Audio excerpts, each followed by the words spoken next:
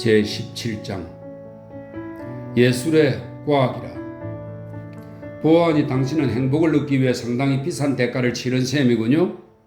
그들끼리만 남게 되자 야만인이 말했다. 또 없나요? 물론 종교도 있었죠. 통제관이 대답했다. 9년 전쟁이 터지기 전에는 하나님이라고 하는 무엇이 존재했었어요. 난 거의 다 잊었지만 당신은 하나님에 관해서 잘 알 텐데요. 글쎄요. 야만인이 머뭇거렸다. 그는 고독에 관해서, 밤하늘에 관해서, 달빛을 받아 하얗게 펼쳐진 암석의 대지에 관해서, 깊고도 어두운 암흑에 관해서, 죽음에 관해서 무엇인가 얘기를 하고 싶었다. 그러나 적절한 말이 머리에 떠오르지 않았다. 셰익스피어의 작품에서도. 한편 통제관은 방의 다른 쪽으로 건너가서 책장들 사이에 벽에 박힌 커다란 금고를 열었다. 묵직한 문이 활짝 열렸다. 컴컴한 속을 더듬거리며 그가 말했다. 나는 그 주제에 항상 크나큰 흥미를 느꼈어요. 그는 금고 두툼한 책을 한 권 끄집어냈다. 아마 당신은 이 책을 한 번도 읽어보지 않았겠죠? 야만인이 책을 받았다. 성경 신구약 합본. 그는 속표지에 적힌 제목을 큰 소리로 읽었다. 그리고 이것도요. 그것은 표지가 떨어져 나간 작은 책이었다. 그리스도를 본받아. 이것도요. 그는 또 한 권을 내주었다. 다양한 종교적인 경험, 윌리엄 제인스 저서. 그리고 아직도 더 많아요. 다시 자리에 앉으며 무스타파 몬드가 말을 계속했다. 옛날 음란 서적이 잔뜩 쌓여 있죠. 하나님은 금고에, 포도님은 책장에. 그는 웃으면서 독서기 탈에 음향 녹음 두루마리를 잔뜩 담은 진열대와 책장으로 이루어진 그의 공식적인 서재를 가리켰다. 하지만 신에 관해서 알고 있다면 왜 당신은 사람들에게 그것을 알려주지 않나요? 야만인의 화를 내며 물었다. 왜 당신은 그들에게 신에 관한 이런 책들을 보여주지 않습니까? 오셀로를 그들에게 보여주지 않는 이유와 마찬가지로 수백 년 전의 신을 다루는 옛날 책들이기 때문이죠. 현재의 신이 아니라 말입니다. 하지만 신은 변하지 않아요. 그래도 인간은 변하죠. 그래서 뭐가 다르다는 얘기인가요? 차이야 엄청나죠. 무스타파 몬드가 말했다. 그는 다시 몸을 일으켜 금고로 걸어갔다. 옛날에 뉴먼 주기경이라는 사람이 있었어요. 그가 말했다. 주기경이란 합창원 원장 비슷한 직책이죠. 그가 설명을 덧붙였다. 나는 아름다운 밀라노의 주기경입니다. 이라고 언급한 글을 셰익스피어의 작품에서 읽었습니다. 물론 그랬겠죠. 어쨌든 내가 얘기했듯이 전에 뉴먼 주기경이라는 사람이 있었어요. 아, 여기 그 책이 있군요. 그가 책을 뽑아들었다. 그리고 이왕 얘기가 나온 김에 이 책도 꺼내죠. 이것은 맨드비랑이라는 사람의 저서랍니다. 혹시 무슨 뜻인지 알고 있는지 모르겠지만 그런 사람을 철학자라고 했어요. 하늘과 땅에 있는 것들을 미처 다 꿈꾸지 못하는 사람 말이군요. 야만인이 재빨리 말했다. 맞아요. 잠시 후에 그가 무슨 꿈을 꾸었는지 읽어주겠어요. 그러기 전에 옛날 합창원 원장이 무슨 말을 했는지 들어봐요. 그는 종이 꼭지를 끼워 표시한 것을 펼치고 책을 읽기 시작했다. 우리가 소유한 바가 우리 것이 아닌 것과 마찬가지로 우리는 우리 자신이 아니다. 우리는 우리 자신을 만들지 못했고 우리는 우리 자신보다 숭고해질 수가 없다. 우리는 우리 자신의 주인이 아니다. 우리는 하나님의 소유다. 문제를 그렇게 보는 것이 우리의 행복 아니겠는가? 우리가 우리 자신의 소유라고 생각한다면 그것이 조금이라도 행복이나 위안을 주는가? 젊고 앞날이 창창한 사람들은 그렇게 생각할지도 모른다. 이런 사람들은 스스로 상상하듯이 무엇이나 그들 마음대로 하고 어느 누구에게도 의존하지 않고 눈에 보이지 않는 것은 생각할 필요가 없다고 믿는다. 그리고 그들이 하는 행동에 대해서 타인의 의지를 끊임없이 고려하거나 계속해서 기도하고 늘 인정을 받아야 하는 거북함을 벗어난다는 것이 대단히 좋은 일이라고 생각할지도 모른다. 하지만 시간이 흐름에 따라 그들은 다른 사람들과 마찬가지로 독립이란 인간을 위해서 마련된 개념이 아니라 부자연스러운 상태이며 일시적으로는 괜찮겠지만 끝까지 우리를 안전하게 이끌어주지는 못할 터이고. 무스타파 몬드는 잠깐 말을 멈추고 첫 번째 책을 내려놓고는 다른 책을 집어서 책장을 넘겼다. 예를 들어 여기를 봅시다. 그가 굵은 목소리로 다시 읽기 시작했다. 인간은 나이를 먹고 자신의 내면에서 노화를 촉진시키는 나약함과 무기력함과 불편함을 느끼게 된다. 그러면서 자신이 그냥 병에 걸렸다고 생각하고 이런 좌절스러운 상태가 어떤 특별한 원인 때문이며 질병을 고치듯 이 원인으로부터 회복할 희망이 있으리라는 생각으로 자신의 두려움을 달랜다. 헛된 꿈이로다. 그것은 노시암이라는 질병이다. 노시암이란 얼마나 무서운 것인가. 그들은 사람이 나이를 먹어감에 따라 종교로 귀의하게 되는 이유가 죽음과 죽음 이후에 찾아오는 것에 대한 두려움 때문이라고 말한다. 하지만 나 자신의 경험으로 분명하게 터득한 바로는 종교적인 감정은 그런 상상이나 두려움과는 아무 상관없이 우리가 나이를 먹어감에 따라 발전하는 경향을 보인다. 왜냐하면 격정들이 차분하게 가라앉아 상상력과 감수성이 덜 자극을 받고 자극을 받는 가능성 또한 줄어들기 때문이다. 그리하여 우리의 이성의 침투에서 방해를 하던 관념들과 욕구, 잡념들로 인해 간섭을 덜 받아 사고력이 명석해지면 그제야 구름 뒤에서 나타나는 것처럼 하나님이 나타난다. 우리의 영혼은 모든 빛의 원천을 향하고 그 빛을 보고 느낀다. 그것은 자연스럽고 불가피한 일이다. 왜냐하면 존재라는 현상이 내면이나 외부로부터 인상들에 의해서 더 이상 속박을 받지 않기 때문에 우리는 존속하는 무엇에, 그러니까 절대적이고도 영구한 진실처럼 절대로 우리에게 거짓된 장난을 치지 않는 어떤 현실에 의존할 필요성을 느끼게 된다. 따라서 감각들의 세계에 생명과 매력들을 부여하는 모든 힘이 이제는 우리로부터 흘러나가기 때문이라는 확신을 얻게 된다. 그렇다. 우리는 불가피하게 신에게로 향하기 마련인데 그 까닭은 이 종교적인 감정이 본질상 너무나 순수하고 그것을 경험하는 영혼을 매우 기쁘게 해주기 때문에 그것은 우리의 모든 다른 상처를 보상해 준다. 무스타파 몬드는 책을 듣고 의자에 길게 기대었다. 이 철학자들이 하늘과 땅의 수많은 일들 가운데 미처 꿈도 꾸지 못했던 것 중 하나가 이것입니다. 그는 손을 내저었다. 우리, 그러니까 현대세계 말입니다. 사람이란 젊음과 번영을 누릴 때만 신으로부터 독립할 수 있으며 독립은 끝까지 안전하게 이끌어주지는 못한다.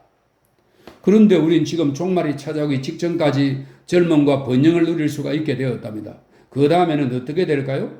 분명히 우리는 신으로부터 독립하게 되겠죠. 종교적인 감정은 모든 상실에 대해서 우리에게 보상을 해준다. 하지만 우리가 보상해 줘야 할 손실은 하나도 없고 종교적인 감정은 불필요합니다. 도대체 젊음의 욕망이 전혀 감소하지 않았는데 왜 우리가 젊음의 욕망에 대한 대용품을 찾아 나서야 하나요? 옛날부터 전해 내려오는 온갖 어리석은 유의를 마지막 순간까지 계속해서 만끽할 수 있는 판에 영을 위한 대용품이 왜 필요합니까? 우리의 몸과 마음이 활발하게 계속 즐거움을 누리고 있는데 무엇 때문에 휴식이 필요합니까? 소마가 있는데 왜 위안이 필요하죠? 사회 질서가 있는데 왜 불변하는 무엇이 필요합니까? 그렇다면 당신은 신이 존재하지 않는다고 생각하나요? 아니요, 난 신이 존재할 가능성이 꽤 크다고 생각해요. 그런데 왜 무스타파 몬드가 그의 말을 가로막았다. 하지만 신은 사람에 따라 여러 가지 다른 방법으로 자신의 모습을 드러냅니다. 현대 이전의 시대에는 사람들이 신을 이런 책들에서 묘사한 존재로 이해했습니다. 지금은 어떤 모습인가요? 야만인이 물었다. 글쎄요, 전혀 존재하지 않는 형태로서 발현합니다. 그건 당신 잘못이에요. 문명의 잘못이라고 해두읍시다. 신은 기계와 과학적인 의학과 보편적 행복과는 병립되지 못합니다. 사람들은 선택을 해야만 합니다. 우리 문명은 기계와 의약품과 행복을 선택했어요. 그렇기 때문에 나는 이런 책들을 금고 안에 넣고 잠궈 두어야 합니다. 이것들은 음란하니까요. 사람들이 충격을 받을 테니. 야만인이 그의 말을 가로막았다. 하지만 신이 존재한다고 느끼는 편이 자연스럽지 않을까요? 차라리 바지에 지퍼를 올리는 편이 자연스러운 행동이 아닌지 물어보지 그래요? 통제관이 비꼬아서 말했다. 당신은 브래들리라는 또 다른 옛날 친구를 생각나게 하는군요. 그는 철학을 인간의 본능에 따라 믿는 대상을 정당화하기 위해 형편없는 이유를 찾아내는 행위라고 정의했어요. 사람들이 본능에 의해서 믿는 바가 하나라도 있기나 한 것처럼 말이에요. 사람들이 어떤 사물을 믿는 것은 그것을 믿게끔 길들이기 훈련을 받았기 때문입니다. 사람들이 믿는 것을 정당화하는 엉터리 이유를 대신할 다른 엉터리 이유들을 찾아내는 행위. 그것이 철학입니다. 사람들은 신을 믿도록 길이 들었기 때문에 신을 믿는 것입니다. 하지만 어쨌든 말입니다. 야만인이 끈질기게 주장했다. 혼자 있을 때, 그러니까 밤에 무척 외롭게 혼자 죽음을 생각할 때 신을 믿게 된다는 것은 자연스러운 현상이죠. 하지만 이제는 사람들이 혼자일 때가 전혀 없어요. 무스타파 몬드가 말했다. 우린 그들이 고독을 싫어하도록 만들고 그들이 고독을 느끼기가 거의 불가능하도록 삶을 꾸며놓습니다. 야만이는 침울하게 머리를 끄덕였다. 말파이스에서 지낼 때 그는 푸에블로 마을의 공동체 행사가 열리면 늘 사람들이 그를 따돌렸기 때문에 괴로웠고 문명화한 런던에서는 공동체 활동들에서 전혀 빠져나갈 길이 없어 조용히 혼자 지낼 시간이 없었기 때문에 고통을 받았다. 리어 왕에 나오는 이런 장면을 기억하십니까? 마침내 야만인이 말했다. 신들은 공정하고 우리의 사악한 쾌락은 우리를 괴롭히는 도구가 될 터이니 그는 어둡고도 험한 곳에다 너를 낳았기에 두 눈을 잃었도다. 그리고 기억하시겠지만 부상을 입어 죽어가던 에드먼드가 형의 말씀이 옳습니다. 사필 규정으로 운명의 바퀴가 한 바퀴를 완전히 돌아서 제가 이렇게 되었어요. 라고 대답했죠. 이것은 어떤가요? 사물을 지배하고 벌하고 보상해주는 신이 존재하리라고 생각되지 않습니까? 그럼 존재한다는 말인가요? 이번에는 통제관이 질문을 던졌다. 여기서는 당신이 불임녀하고 아무리 사악한 쾌락을 만끽하더라도 아들의 애인에게 두 눈이 뽑힐 위험이 전혀 없어요. 한 바퀴를 완전히 돌아서 제가 이렇게 되었어요. 하지만 현재에서라면 에드먼드는 어땠을까요? 푹신한 의자에 앉아 젊은 여자의 허리를 껴안고는 성호르몬 껌을 실컷 씹어대며 촉감 영화나 보겠죠. 신들은 공정하다. 그야 그렇겠죠. 하지만 신들의 법규란 결국 사회를 구성하는 사람들에 의해서 좌우되고 하나님도 인간들로부터 지시를 받아요. 당신은 그렇게 믿나요? 야만인이 물었다. 푹신한 의자에 앉은 에드먼드가 부상을 입고 피를 흘리며 죽어가는 에드먼드만큼 무거운 벌을 받지 않는다고 당신은 확신하나요? 신들은 공정하죠. 신들은 인간을 몰락시키기 위한 도구로 인간의 사악한 쾌락들을 사용하지 않았던가요? 어떤 위치에서부터 인간을 몰락시킨다는 얘기인가요? 행복하고 열심히 일하고 제품들을 소비하는 시민으로서 그는 완벽합니다. 물론 당신이 우리들과 다른 기준을 선택한다면 아마도 당신은 그가 몰락했다는 말을 할 수도 있겠죠. 하지만 당신은 한 가지 방향으로 제한된 전제도건들만 고수해야 합니다. 내 쏘고 치기 경기 규칙에 따라 전자골프를 칠 수는 없으니까요. 하지만 가치란 어느 특정한 의지에 따라 좌우되지는 않아요. 야만인이 말했다. 그것은 쟁취하려는 자에게 그 자체로서 소중한 뿐 아니라 그의 판단과 권위에 따라서도 그 가치가 좌우됩니다. 이봐요. 무스타파 몬드가 반박했다. 그건 좀 심하다고 생각하지 않아요? 진지하게 신에 대한 생각을 하는 사람이라면 사악한 쾌락으로 인해 몰락하도록 자신을 방치하지는 않았을 거예요. 고난을 인내심으로 이겨내고 용기를 내어 무엇인가를 하겠다는 목적의식을 찾아낼 테니까 말입니다. 나는 그런 예를 인디언 원주민들에게서 보았어요. 물론 그랬겠죠. 무스타파 몬드가 말했다. 하지만 우리들은 인디언이 아니에요. 문명세계의 사람들은 무엇이라도 심히 불쾌한 것을 참을 필요가 없습니다. 그리고 행동을 하는 문제라면 사람들이 목적의식을 갖지 못하도록 내버려 두면 안 됩니다. 사람들이 저마다 마음대로 행동하기 시작했다가는 사회 질서 전체가 무너질 테니까요. 그렇다면 자아 부정은 어떻습니까? 만일 신의 존재를 믿는다면 자아 부정을 위한 이유가 생길 텐데요. 하지만 자아 부정이 없을 때에만 산업 문명이 이루어질 가능성이 생겨납니다. 위생학과 경제학이 설정하는 최대한의 자아 탐닉, 그렇지 않고서는 돌아가던 바퀴들이 멈춥니다. 순결을 지켜야 할 이유는 어쩌고요? 약간 얼굴을 붉히며 야만인이 말했다. 하지만 순결은 욕정과 신경쇠약증을 의미합니다. 그리고 욕정과 신경쇠약증은 불안정을 의미하고 불안정은 문명의 종말을 의미합니다. 사악한 쾌락이 풍요롭지 못하다면 문명은 영구적으로 존재할 길이 없어요. 하지만 신은 숭고하고 훌륭하고 영웅적인 모든 것의 존재 이유를 마련해 줍니다. 만일 당신에게 신이 이봐요 젊은 친구 무스타파 몬드가 말했다. 문명은 숭고함이나 영웅성을 전혀 필요로 하지 않습니다. 그런 개념들은 정체적인 비능률성의 징후들이죠. 우리처럼 제대로 조직된 사회에서는 어느 누구도 숭고하거나 영웅적인 존재가 될 기회가 전혀 없어요. 그런 기회가 생겨나기 전에 여건들이 철저히 안정되어야 합니다. 전쟁이 벌어지는 경우, 충성의 대상이 여럿인 경우, 저항해야 할 유혹이나 싸워서 얻고 지켜야 할 사랑의 대상들이 생겨나는 경우라면 그런 경우에는 분명히 숭고함과 영웅성이 어떤 의미를 지니게 됩니다.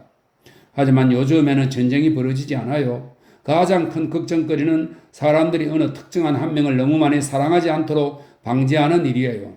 지금은 충성의 대상이 여럿으로 갈라지는 상황이 존재하지 않고 사람들은 그들이 마땅히 해야 할 일을 할 수밖에 없도록 길이 들었어요. 그리고 사람들이 마땅히 해야 할 일들은 전체적으로 볼 때 너무나 즐겁고 너무나 많은 자연스러운 충동들을 자유롭게 실천하도록 용납되었으므로 사실상 저항하고 싶은 유혹이 전혀 없습니다. 그리고 어떤 불운한 상황에 의해서 혹시 불쾌한 상황이 일어나는 경우라면 그럼요. 소마가 언제라도 현실로부터 휴식을 마련해 줍니다. 분노를 진정시키고 적들과 타협을 하고 고통을 오래 견디고 인내하게 만들어준 소마가 항상 곁에 있단 말이에요. 과거에는 굉장히 많은 노력을 기울이고 여러 해 동안 힘든 도덕적인 훈련을 거쳐야만 이런 일들을 달성할 수가 있었어요. 하지만 이제는 반그램짜리 정제 2씨알만 삼키면 다 해결됩니다. 이제는 어느 누구라도 떡망을 지니기가 쉬워요. 사람들은 인성의 절반쯤은 병 하나에 넣어가지고 다닐 수 있어요. 눈물 없는 기독교 정신, 소마가 바로 그것이죠. 하지만 눈물은 필요해요. 오셀로가 한 말을 기억하시나요? 만일 폭풍이 지나간 다음마다 이런 평온이 찾아온다면 바람은 죽음이 깨어날 때까지 불어도 좋으리라. 어느 인디언 노인이 마트사키의 처녀에 관해서 우리들에게 자주 해주던 얘기가 생각나는군요. 그녀와 결혼하고 싶은 젊은 남자들은 그녀의 밭에서 아침에 풀을 베야 했습니다. 쉬운 일 같았지만 마술을 부리는 파리들과 모기들이 문제였어요. 젊은이들 대부분은 물고 쏘아대는 벌레들을 견딜 재간이 없었어요. 하지만 그걸 견뎌낸 한 남자가 여자를 차지하게 되었죠. 멋진 얘기로군요. 하지만 문명국가에서는 풀을 베지 않더라도 아가씨들을 차지할 수가 있고 쏘아대는 파리떼나 모기들도 없어요. 통제관이 말했다. 우린 그런 것들을 모두 몇 세기 전에 제거했습니다. 야만인의 얼굴을 찌푸리고 머리를 끄덕였다. 제거를 하셨겠죠? 예, 당연히 그러셨을 겁니다. 못마땅한 모든 장애물을 인내하는 대신에 없애버렸죠. 포악한 운명의 돌팔매질과 화살들에 시달릴 것이냐, 아니면 받아치는 밀려오는 고난을 맞아 무기를 들고 싸워 그 뿌리를 뽑을 것이냐, 어느 쪽이 우리들의 이승을 위해서 좋으냐. 하지만 당신은 어느 쪽도 행하지 않습니다. 맞서 싸우지도 않고 인고하지도 않으니까요. 당신은 그냥 돌팔매질과 화살들을 없애버릴 따름이죠. 그건 지극히 간단한 일이니까요. 그는 갑자기 어머니 생각이 나서 입을 다물었다. 린다는 37점 그녀의 방에서 노래하는 빛과 어루만지는 향기의 바다 속에서 둥둥 떠올랐다. 그녀의 기억과 습관과 넓고 퉁퉁 부어오른 육체의 감옥으로부터 시간과 공간으로부터 벗어나 날아갔다. 그리고 전직 부하 습성 훈련국장인 토마키는 아직도 휴식을 취하는 중이었다.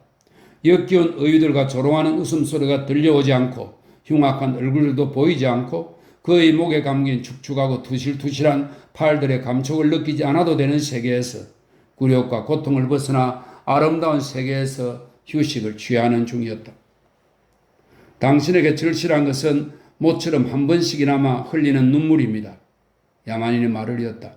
이곳에는 대가를 치러야 할 만큼 값진 것이 하나도 없으니까요. 1250만 달러가 들어갔어요. 야만인이 그런 얘기를 했을 때 헨리 포스트가 반박한 말이었다. 1250만 달러. 그것이 새 습성훈련본부에 들어간 돈입니다. 한 푼도 더 보태지 않았어요.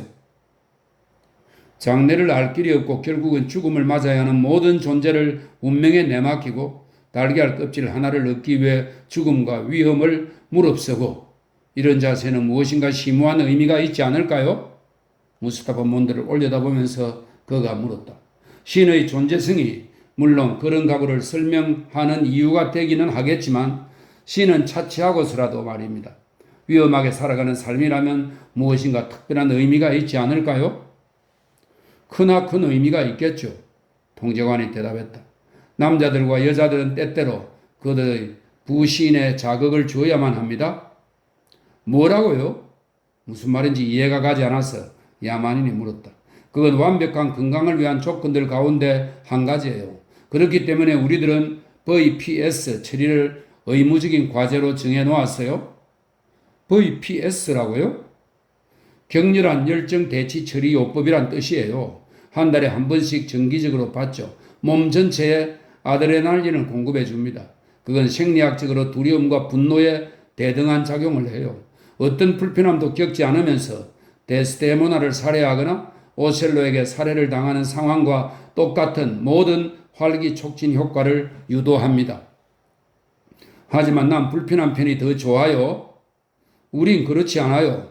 통제관이 말했다. 우린 편안하게 일하기를 더 좋아합니다. 하지만 난 안락함을 원하지 않습니다. 나는 신을 원하고 시를 원하고 참된 위엄을 원하고 자유를 원하고 그리고 선을 원합니다. 나는 죄악을 원합니다. 사실상 당신은 불행해질 권리를 요구하는 셈이군요. 무스타파 몬드가 말했다. 그렇다면 좋습니다. 야만인이 도전적으로 말했다. 나는 불행해질 권리를 주장하겠어요. 늙고 추악해지고 성불능이 되는 권리와 매독과 암에 시달리는 권리와 먹을 것이 너무 없어서 고생하는 권리와 이 투성이가 되는 권리와 내일은 어떻게 될지 끊임없이 걱정하면서 살아갈 권리와 장티푸스를 앓을 권리와 온갖 종류의 형언할 수 없는 고통으로 괴로워할 권리는 물론이겠고요. 한참 동안 침묵이 흘렀다. 나는 그런 것들을 모두 요구합니다. 마침내 야만인이 말했다. 무스타파 몬드가 머리를 끄덕였다. 그렇다면 좋을 대로 해요. 그가 말했다.